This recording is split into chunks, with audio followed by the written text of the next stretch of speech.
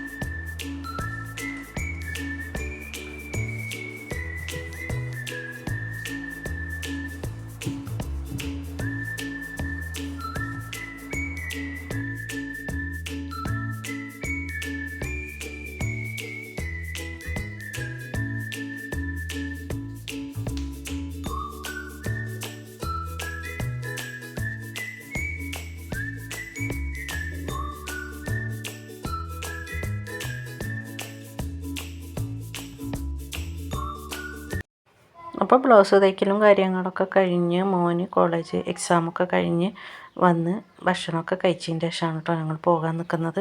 അപ്പോൾ വാതിലൊക്കെ പൂട്ടിയിട്ട് പിന്നെ എനിക്കൊരു ഡൗട്ട് കേട്ടോ, പൂട്ടിക്കണോ ഇല്ലേ എന്നുള്ളത് എപ്പോഴും ഉള്ള പരിപാടിയാണല്ലോ. അപ്പോൾ നമ്മൾ പുറത്ത് എവിടെയെങ്കിലും പോകണം, ഗ്യാസ് ഓഫാക്കിയോ, മോട്ടറിൻ്റെ സ്വിച്ച് ഓഫാക്കിയോ, ലൈറ്റ് കെടുത്തിയോ, പിന്നെ വാതിൽ പൂട്ടിക്കണമെങ്കിൽ പോലും നമുക്ക് പൂട്ടിക്കണോ എന്നുള്ളൊരു ഡൗട്ടായിരിക്കുമല്ലോ. അപ്പോൾ അങ്ങനെ ഡൗട്ടിൽ ഇങ്ങനെ പറയുകയാണ് കേട്ടോ ഞാൻ. ഞങ്ങൾ ഹെൽമെറ്റൊക്കെ എടുത്ത് അങ്ങനെ പോയി. ഇനി 7 ഡേയ്സിൽ പോയിട്ട് വേണം കേട്ടോ പോകാനായിട്ട്. അപ്പം മോളെ കാക്കാൻ്റെ കുട്ടീനെ പെരുന്നാളിൻ്റെ അന്ന് ഹോസ്പിറ്റലിൽ കൊണ്ടുപോയിരുന്നു കേട്ടോ. ചെറിയ കുട്ടിയാണ്, അപ്പോൾ അതിന് സുഖമില്ലാത്തതുകൊണ്ട് അപ്പോൾ കൊണ്ടുവന്നതിൻ്റെ ശേഷം ഒന്ന് കാണാൻ പോകാനൊന്നും പറ്റിയിട്ടില്ല. അപ്പോൾ പോകാന്ന് വെച്ചാൽ വീട്ടിൽ ഞാൻ ഒറ്റയ്ക്കായിരിക്കും, പിന്നെ മോനും ഉണ്ടാവില്ല, മോളും സ്കൂളിൽ പോകുന്നതുകൊണ്ട്.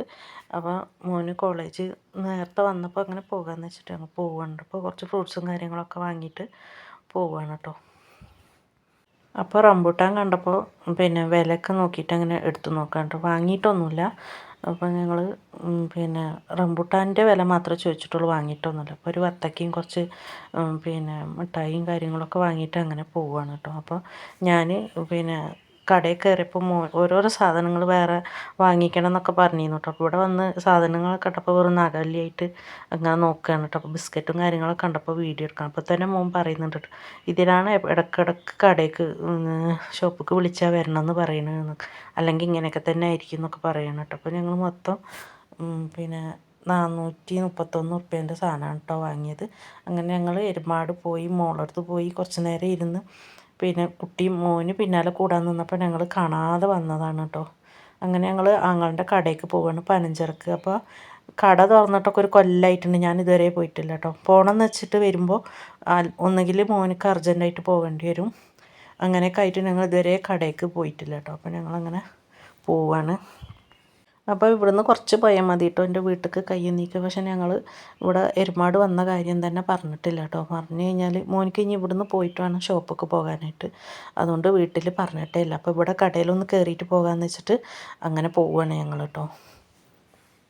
എരുമാട് നിന്ന് ഒരു കിലോമീറ്റർ 1.5 കിലോമീറ്ററോളം ഉണ്ട് കടയ്ക്ക് പറഞ്ഞു കേട്ടോ. അപ്പോൾ മോൻ പറയാം ഇതുവരെ ആങ്ങളെ കട തുറന്നിട്ട് കണ്ടിട്ടില്ല എന്നൊക്കെ പറയുന്നുണ്ട്. അപ്പോൾ കൊണ്ടുപോകാൻ ആളുണ്ടെങ്കിലല്ലേ ഞാൻ കാണുള്ളൂ എന്നൊക്കെ പറയുകയാണ് അവനോട് കേട്ടോ. അപ്പോൾ സമയം 4 മണി അടുത്തായിട്ട് 4 മണീൻ്റെ അടുത്തായിട്ടുണ്ട് കേട്ടോ. അപ്പോൾ മോന് ഷോപ്പിൽ നിന്ന് അങ്ങനെ ആൾ വിളിച്ചും കൊണ്ടേ ഇരിക്കുന്നുണ്ട്, വേഗം വാ വേഗം വന്നിട്ടുണ്ട്. അപ്പോൾ 4:30 ആകുമ്പോഴേക്കിന് എത്താമെന്നും പറഞ്ഞിട്ടുള്ള പോക്കാണ് കേട്ടോ. അപ്പോൾ ഏതായാലും ഇവിടെ വരെ വന്നതല്ലേ, അപ്പോൾ നമുക്ക് അങ്ങനെ കടയിൽ കയറിയിട്ട് പോകാറുണ്ട്, ഞാൻ തന്നെ പോകാമെന്ന് പറഞ്ഞതാണ്. അപ്പോൾ പോയപ്പോഴല്ലേ കടയിൽ ആണെങ്കിൽ ആങ്ങളെ ഇല്ല കേട്ടോ, ഞങ്ങൾ വിളിച്ച് പറയാതെയാണ് വന്നത്, അതുകൊണ്ട് ആങ്ങളെ ഉണ്ടായിരുന്നില്ല. അപ്പോൾ ഏതായാലും കടൻ്റെ അവിടെ എത്തിയതല്ലേ, അപ്പോൾ കടയൊക്കെ ഒന്ന് കണ്ടിട്ട് പോകാമെന്ന് പറഞ്ഞ് നിന്നു കേട്ടോ. പിന്നെ മോളൊക്കെ എപ്പോഴും സ്കൂൾ വിട്ടിട്ട് ബസ്സിൽ ഇവിടം വരെ വരും കേട്ടോ, കുട്ടികളുള്ളതുകൊണ്ട് ഇവിടെ വന്നിട്ടാണ് ബസ് തിരിക്കുക. അപ്പോൾ എപ്പോഴും മാമനെ കണ്ടു എന്നൊക്കെ പറയും കേട്ടോ. അപ്പോൾ കടയിൽ ആളില്ലാത്തതുകൊണ്ട് ഞാൻ ഇതാണ് കട കേട്ടോ, പള്ളീൻ്റെ തൊട്ട് തന്നെ. അപ്പോൾ ഏതായാലും വന്നതല്ലേ, അപ്പോൾ കടയൊക്കെ ഒന്ന് വീഡിയോ എടുക്കാമെന്ന് പറഞ്ഞിട്ട് അങ്ങനെ എടുക്കുകയാണ് കേട്ടോ. അപ്പോൾ ഇന്ന് ഇത്രയേ ഉള്ളൂ വീഡിയോ ഇഷ്ടമായാൽ ലൈക്ക് ചെയ്ത് ഷെയർ ചെയ്ത് സപ്പോർട്ട് ചെയ്യാൻ മറക്കരുത്.